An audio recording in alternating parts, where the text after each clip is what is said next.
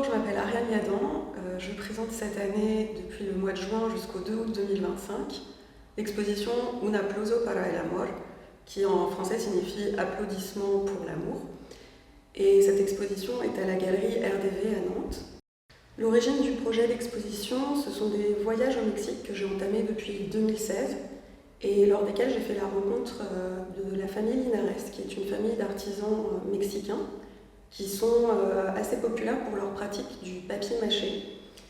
Et c'est à l'occasion de la Semaine Sainte, pendant la période de Pâques, que j'ai découvert leur artisanat et en particulier la création de Judas, qui sont de grandes figures de papier mâché.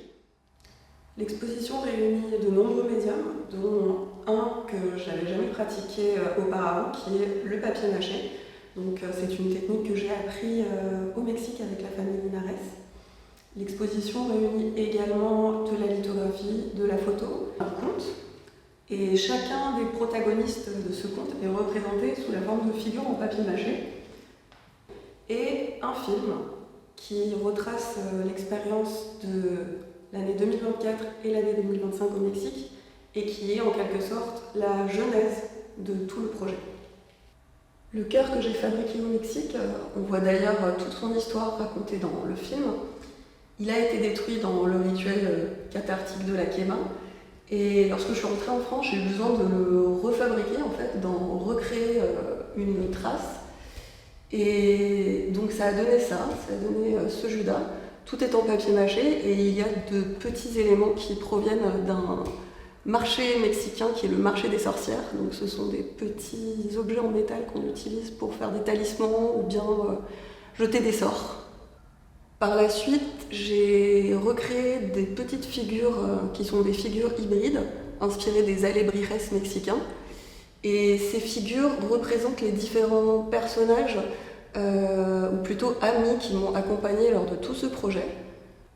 Ici, sous la forme d'un renard, ce sont les artisans qui m'ont accompagnée, qui sont représentés, donc avec des petits éléments, des outils qui représentent leur pratique. Mais aussi différents amis que j'ai représentés sous la forme d'animaux, avec des petites caractéristiques qui les représentent.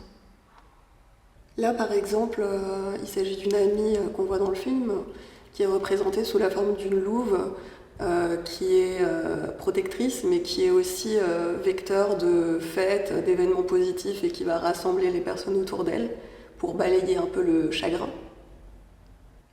Ici, la montgolfière représente le voyage, donc l'envol vers une transformation. Tout ce travail m'a pris beaucoup de temps, a été assez minutieux, et c'est quelque chose qui est nouveau dans ma pratique d'ailleurs, de passer autant de temps sur des sculptures. C'est aussi le travail de peinture qui est nouveau pour moi et que j'ai pris beaucoup de plaisir à faire.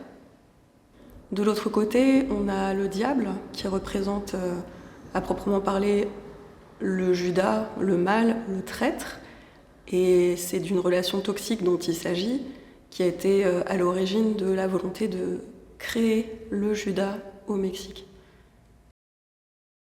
La pratique de la photo continue de m'accompagner dans cette exposition, en particulier le Polaroid, qui est une technique que je pratique depuis plus de 10 ans. Ici, elle a un apport poétique, mais aussi documentaire, puisqu'il y a certains Polaroids qui sont des mises en scène, en relation avec l'histoire que j'ai vécue, la relation amoureuse. Mais il y a aussi des Polaroids qui documentent le travail des artisans, qui se concentrent sur leurs mains ou sur leur création. Ma manière de présenter les Polaroids, que ce soit lors d'une exposition ou aussi au sein d'une édition, elle a toujours un but narratif. Et donc, ici dans l'exposition à RDV, ça se lit en quelque sorte comme une bande dessinée, où il y a différents personnages qui viennent s'interposer les uns avec les autres, et qui sont des chapitres. Le film qui est présenté dans l'exposition est aussi très important, puisqu'il retrace les événements autour de la création du Judas au Mexique des 2 dernières années. On y voit tous les protagonistes qui ont participé à cette création de près ou de loin. On y découvre les traditions mexicaines, depuis la fête populaire jusqu'à l'artisanat qui est très très important et très valorisé, mais aussi le rôle politique, humain de cette fête populaire qui est la quema.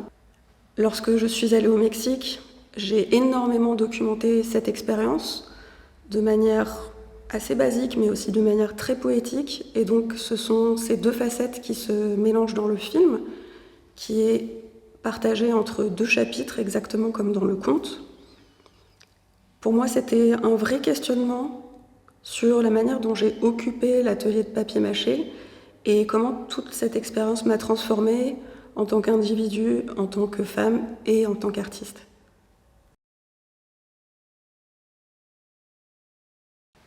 Cette fois, j'ai décidé d'occuper l'espace de la galerie avec des formes légères, de la couleur.